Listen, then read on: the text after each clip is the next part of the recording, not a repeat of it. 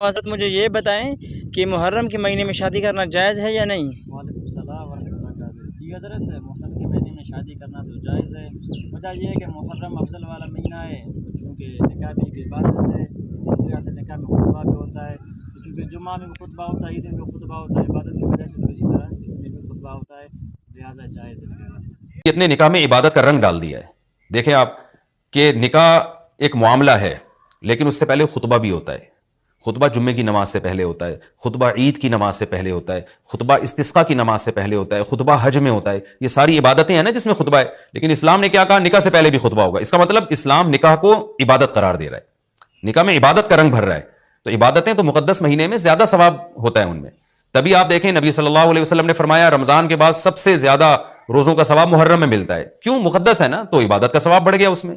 تو اس حدیث سے صاف ہمیں پتہ چلتا ہے کہ اگر کوئی محرم میں اس نیت سے نکاح کرتا ہے کہ مقدس مہینہ ہے، تو اس میں عبادت کا ثواب بڑھ جائے گا، اور اس میں انشاءاللہ اللہ سے امید کی جا سکتی ہے کہ خیر و برکت زیادہ ہوگی۔ تو اس کو منحوس سمجھنا جائز نہیں ہے۔